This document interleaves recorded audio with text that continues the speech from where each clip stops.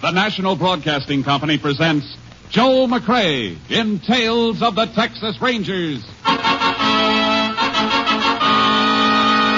Tonight, transcribed from Hollywood, another authentic reenactment of a case from the files of the Texas Rangers. Tales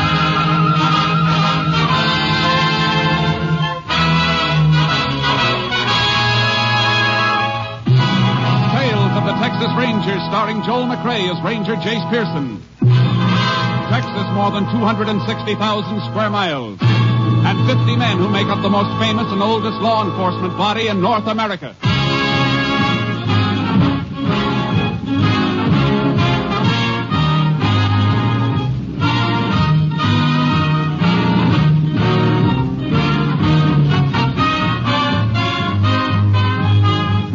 Now, from the files of the Texas Rangers come these stories based on fact. Only names, dates, and places are fictitious for obvious reasons. The events themselves are a matter of record.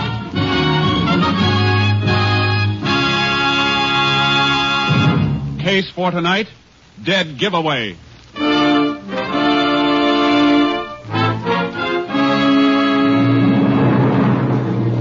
It is 1:30 a.m., December 4th, 1945. A single light glows in the living room of a farmhouse 4 miles from the town of Ashton in West Texas. Inside the house, a frantic young woman tries to place a telephone call. Operator. Operator. Oh, please. Operator. Thank heaven. Operator, get me the sheriff, quickly. Is that you, Mrs. Deneen? Yes, hurry. Oh, this is Mary Lou, Mrs. Deneen. I'm working nights now. Is something Mary Lou, wrong? stop talking and get me the sheriff. Oh, all right. Oh, dear. Sheriff Ross speaking. Sheriff, this is Mrs. Deneen. You've got to come out to my house right away. Right away. Now, take it easy, Mrs. Deneen. What seems to be wrong? Somebody's prowling around outside, trying to get into the house. Isn't your husband there? No, he went to Abilene on business. Something woke me up, and I thought at first it was the baby. And then I heard a noise outside. Ah! Mrs. Deneen, what is it? Somebody came in. I'll be right there. Who are you? What do you want? Please! Ah!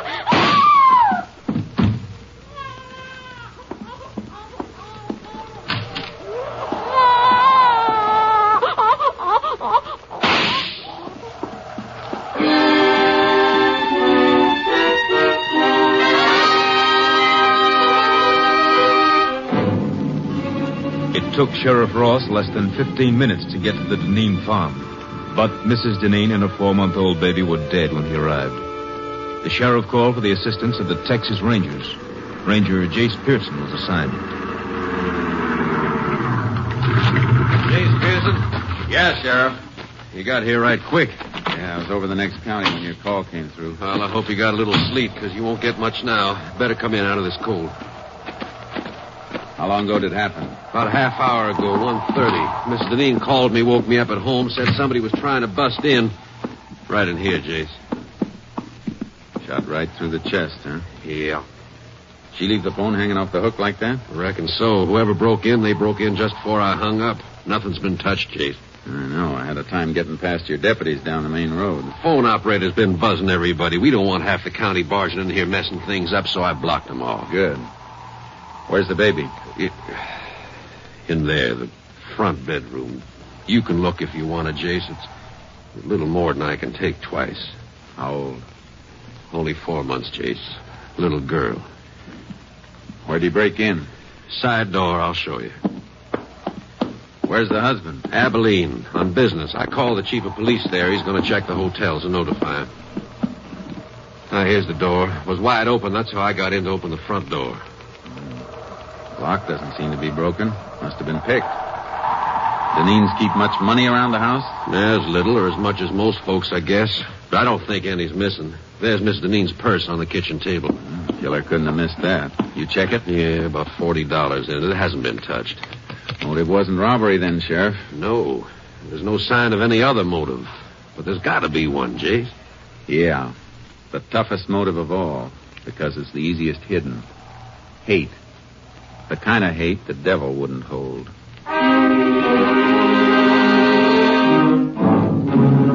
We went through the rest of the house, but we didn't find anything that would help us until we got outside. It's cold tonight, Jace. Ground's frozen hard. Yeah, if we find a trace, it won't be much. Keep your flash close to the ground. All right. Why are you working back of the house here, away from the driveway? Because I think the killer came in from this direction, probably on foot.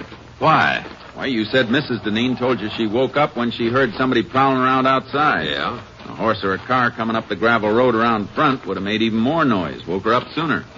Say, that's right. I heard your car coming from quite a ways off. That's why I was standing out in front to meet you when you drove up. Wait a minute. What is it, Jace? Piece of baling wire. Bent in the shape of a key. Well, that must about be what he used to get in. Maybe. Or maybe that's what somebody wants us to think. Let's take another look at that door. Yeah. What makes you think the wire was planted there, Jace? I'll tell you better when we try it in the lock. Well, it beats me why a killer'd leave something deliberately. That's what makes me think something's wrong. This wouldn't have been dropped so close to the house. And grab the door and hold it up high. You don't want to mess up any prints around the lock. You got it. Now, let's see how this wire fits. Yeah. Goes in perfect, Jace. Yeah. Watch when I turn it. Yeah. Hey, wire's just twisting. And it'll keep on twisting. This wire isn't strong enough to turn the tumbler in the lock. Then how did the killer get in, Jace? If you ask me, Sheriff, I think he had a regular key.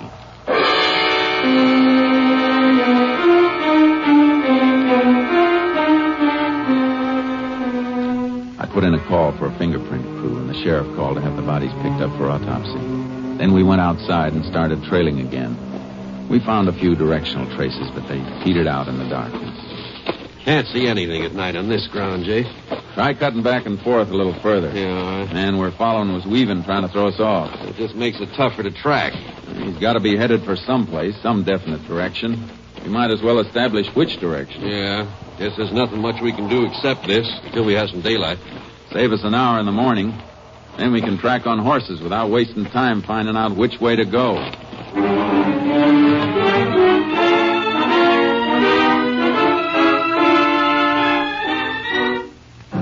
By sunup, we knew the killer's general direction had been west. The sheriff got his horse from town. I unloaded charcoal from the trailer, and we rode. He kept heading west, all right. But there's nothing out this way for miles once he got into those hills up ahead. Any kind of a road between here and the hills? Yeah, old wagon road just beyond the scrub on the rise we're coming to. Does it connect with a state road? It does, but nobody uses it. Maybe somebody did. Is it in good enough condition for a car to run through? Reckon it is. You figure he had a car waiting for him? Had to have a car or a horse staked out someplace. Come on. Let's make right for the road. Hey. Yeah. Wagon road lead to any other farm in the area? Used to lead to the old Mullen place, but that's burned out. Nobody living there anymore, huh? No, old folks dead. Young Ted Mullen moved away a couple of years ago. Oh, here's the road. Oh, boy. Ooh, charcoal. Headed pretty straight last tracks we saw. Must have reached the road right near here. Yeah, we'll find some mark if he crossed it and kept going. No, he didn't keep going. Look. Tire track. Had a car staked out all right. Turned the car around here to head back for the highway. Could have been somebody else waiting in the car for him. Maybe, but I don't think so. Yeah, look at the heel marks. Walked around to the driver's side of the car to get in. Yeah. And there's something else here, too. Dropped this cigarette butt and stepped on it. Yeah. Sure didn't smoke much of it. Didn't even burn down to the brand mark. Well, at least we know what brand he smokes.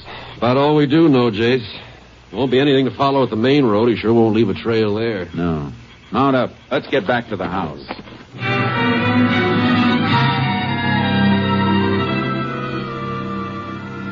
We rode back to Deneen's. As we came to the farm, we saw a couple of cars that hadn't been there when we left. Looks like company, Sheriff. The car next to mine belongs to our lab. The others must be the coroner's. Oh, coroner ought to have been and gone by now. No, that isn't the coroner's car, Jace. Blue sedan, that belongs to Walter Deneen. The husband? Yeah, must have got back from Abilene. Yeah, it's Deneen, all right. There he is, sitting on the side porch.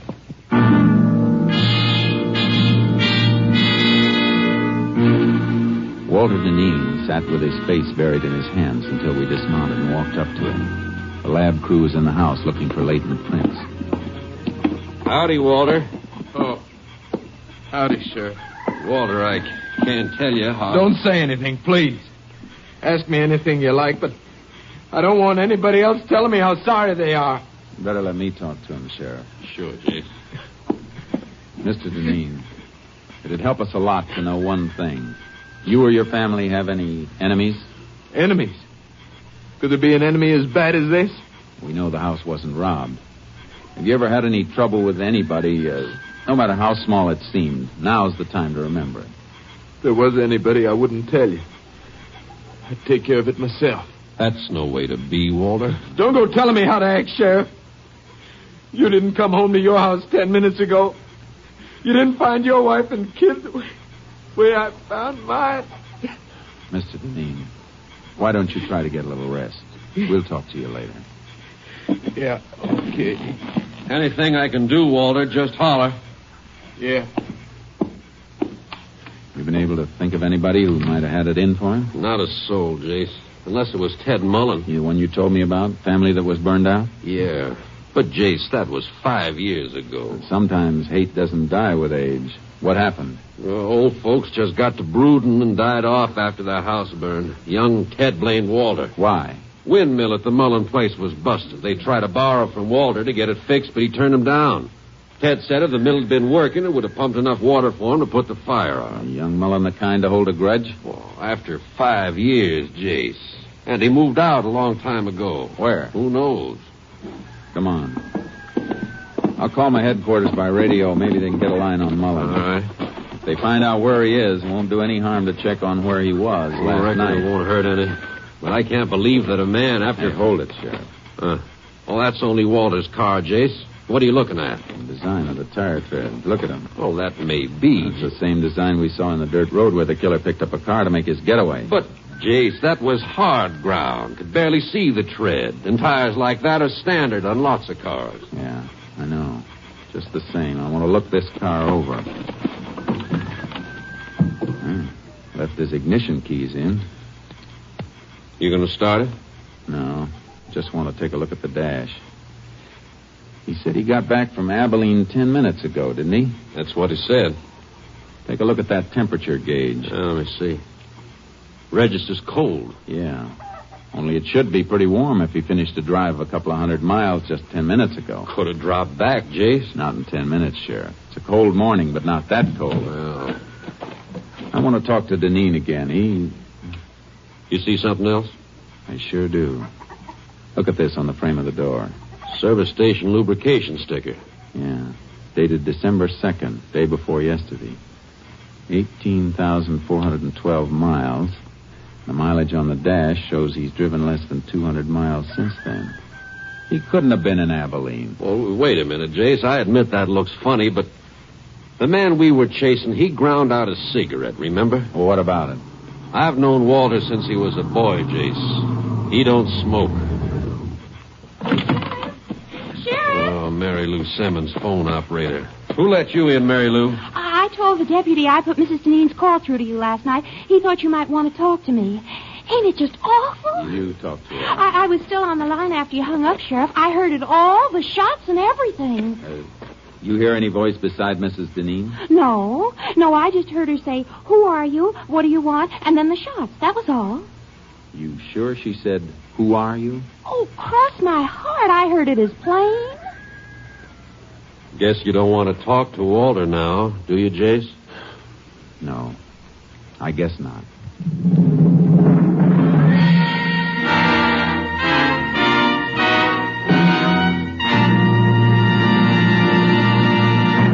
You are listening to Tales of the Texas Rangers, starring Joel McCrea as Ranger Jace Pearson.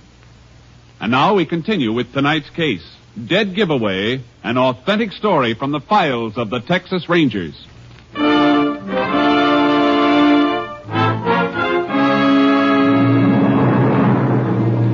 I didn't want to question Walter Deneen until I'd had a chance to check on his movements. The sheriff and I drove into town and called the Abilene police. The answer didn't fit. Don't think there's any doubt about who he was, Ranger. Okay, thanks. Thanks very much. Well, guess that does it, Sheriff. Deneen was in Abilene, huh? Uh-huh. Checked into the Harris Hotel yesterday about noon. Checked out again at 2:10 this morning, right after the police notified him of the murder. Police could have spoken to anybody on the phone. They didn't tell him by phone. Police sergeant went up and told him direct. Oh. Description of Walter tallies, too. But there's something that doesn't tally, though. Mileage on that car. Could be something wrong with the speedometer cable. Happened in my car a few weeks back. Maybe. And I'll be back sometime tomorrow. Where you going, Jace? Abilene.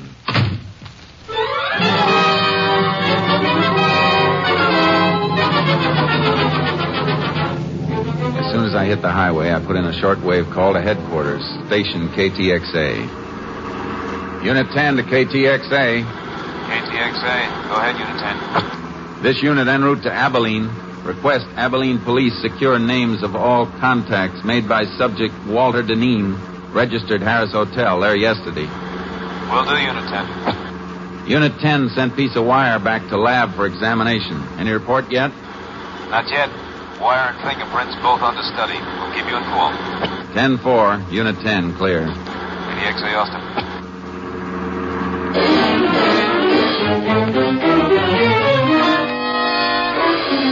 When I reached Abilene, I got a complete rundown on Walter Deneen's activities.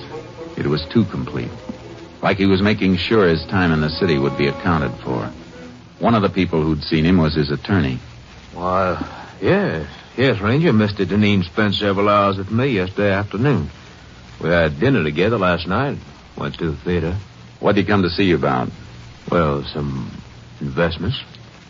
He's been doing a little speculating cotton. Good or bad? Well, it's client business, and I don't think I have the right to discuss it. I can find out by checking with the exchange. I'm just asking you to save time. All right. His losses have been rather heavy. More than he could afford? Much more. He carry much insurance on his wife and child? A normal amount, nothing large. All right, thanks. One more thing. Are you sure Deneen doesn't benefit financially by his wife's death? Ranger, he couldn't have gotten back to Ashton by 1:30 last night after we'd been out. That isn't what I asked. Well, Mrs. Deneen had a good bit of money in her own right. In case of her death, though, she had it tied up in trust for the child. But the child is dead, too. What happens now? Well, in that case, the entire estate will probably go to Mr. Deneen.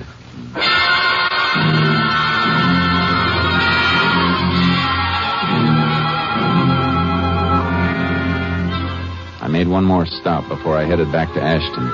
I paid a visit to the garage at the Hotel Harris.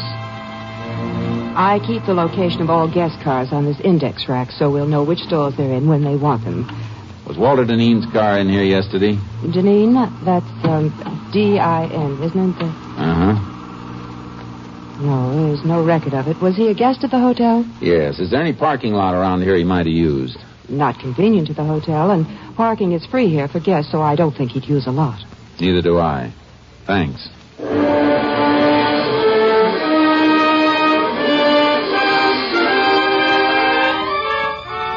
Before I left Abilene, I called my headquarters. They had a report. No strange prints had been found in Deneen's house. The wire key looked like a plant. I hung up and made another call to Sheriff Ross. I'm beginning to wonder about Walter myself, Jace. Why? He's been kind of curious about where you are. I told him you went to Abilene, just to see if it'd draw him out. Good. How'd he react? Kind of nervous. Then he said something about flying up to Abilene and back. Of course, he never did say he drove it. No, but he gave the impression that he drove. Well, even so, he was there when the killing took place. Yeah, but the killer had the use of Deneen's car. Can you get your hands on the car? Well, it's over in back of the funeral parlor right now. That's where Deneen said he was going just a few minutes ago when he stopped by to ask about you. Well, grab that car and check it for fingerprints. I'll be there as fast as I can roll.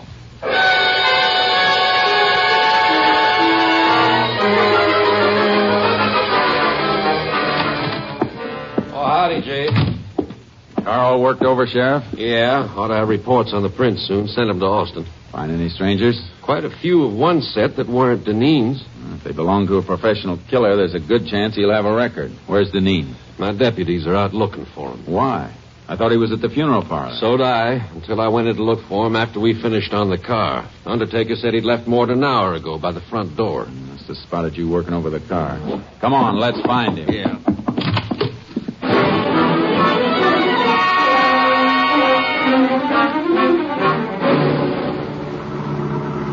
Not at the house, not any place in town.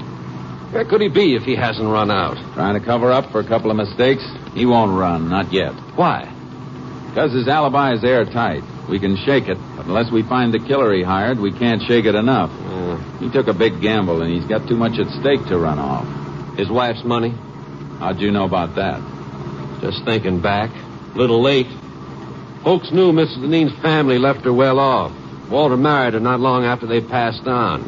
A lot of people thought the money had something to do with it. I wish you'd remembered that sooner. Well, Jace, they seemed close. And then there's the baby. Baby was just something extra that got in Deneen's way. Oh.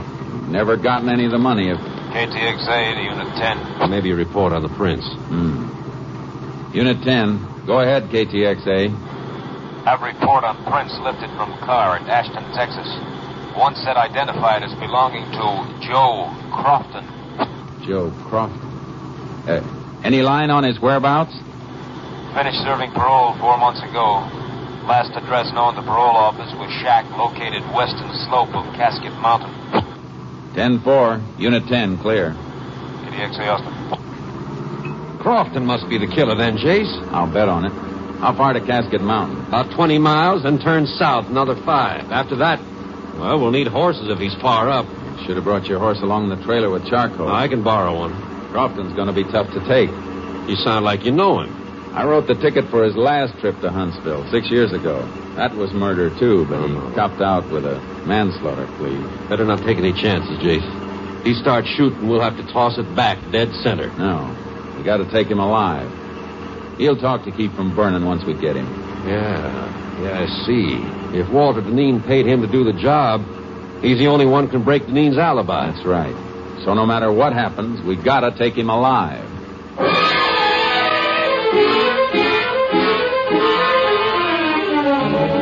Crofton's cabin was up, all right. Way up. The sheriff borrowed a horse from the man who directed us. Quite a climb, Jace. Well, not so bad following this wash, though. Suppose he isn't there. I got a hunch he will be. I don't think Deneen had enough money to pay for this killing. He was almost broke. You mean he planned to pay off out of his wife's money when he got it? Yeah. Wonder how Walter arranged for him to get the car that night. Not much to arrange. Left it near the airport with the keys in it. Crofton brought it back and left it in the same spot. Probably left the house key for him, too. Glove compartment, maybe. Yeah. With the airport 40 miles from Ashton, nobody recognized the car or a strange driver. Come in at night, used an abandoned road. Sheriff, look. Huh? Hey, another horse left tracks in here, too. Yeah, and they're fresh. Ooh, boy. That must be Crofton's horse. No. Ryder was taking the rough way. Just cut into the wash here to find a better trail. Crofton lives up here. He'd know the best trail. Well, who else would be coming up here? Deneen, to shut him up. Come on. John, here, boy. Not too fast, Jason. We'll spill. We gotta risk it. Too slow, we'll be too late.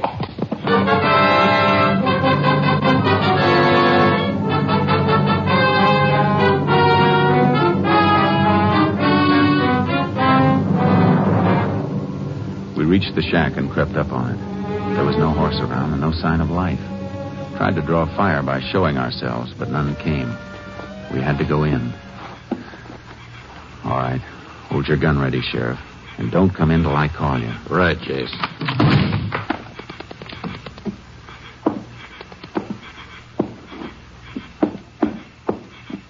All right, Sheriff. Come in.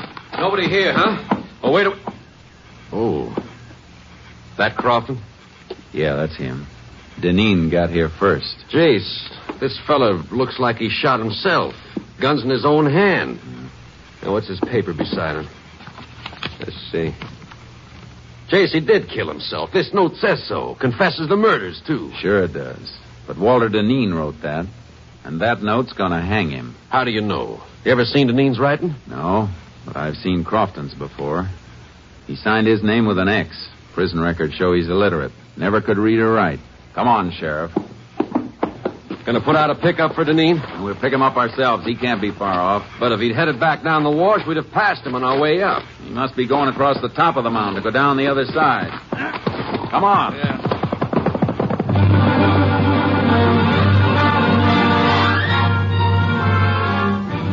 We raked our horses as fast as they could move. We spotted a rider ahead of us as he topped the slope. He heard us because he looked back, then whipped his mount and disappeared. He knows we're on him. Got about 300 yards. We'll get him. Keep pounding leather. Yeah. We're coming to the top now. Keep low in the saddle. Watch out for an ambush. There he is. Don't go down too fast, Sheriff. Your horse will tumble in the downgrade. Deneen was pressing too hard, Jase. He fell. Look. Yeah, he scrambled behind the rocks. Whoa, Charcoal. Come on, Sheriff. Oh, hit the dirt. Let your horse go. Go on, Charcoal. Go on. He's down under that rock shelf. Perfect cover. Not too perfect. Bullets will ricochet back from that ledge behind him. See that dent in the ledge? Yeah. Draw your gun and we'll empty it on him. Hit right below the dent. Right. All right. Let's hope for a billiard shot. Start firing. I'm hit! Stop it! I'm bleeding! Throw your gun out, Deneen. All right! Don't shoot anymore! Here it is! Ow. Okay, Sheriff. Let's take him. I'm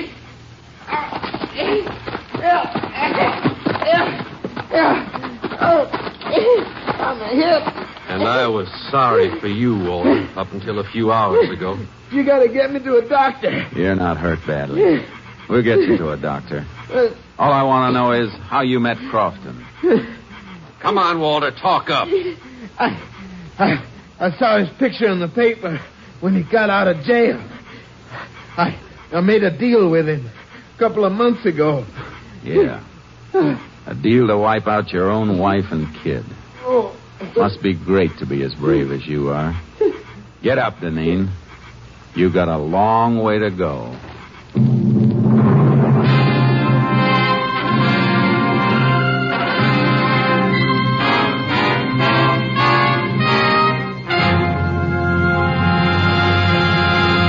Walter Deneen confessed and made a plea for clemency. It was not granted. And on the 11th day of October, 1947, he died in the electric chair at Huntsville.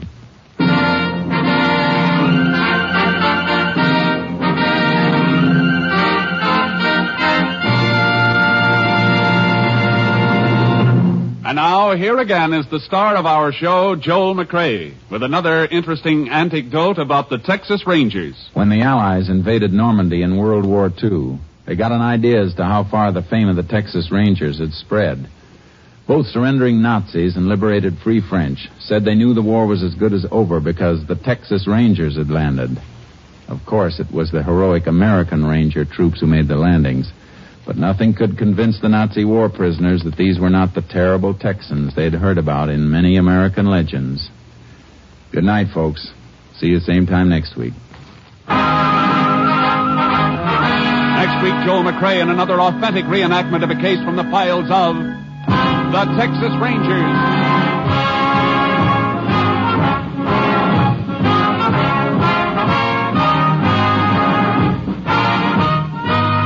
Joel McCrea is currently seen starring in the Universal International Technicolor production Saddle Tramp. Tonight's cast included Tony Barrett, Lorene Tuttle, Mike Barrett, Hal March, and Paul Frees.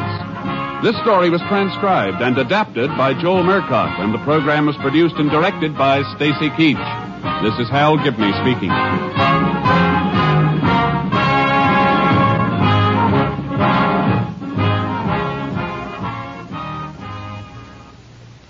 Three chimes mean good times on NBC.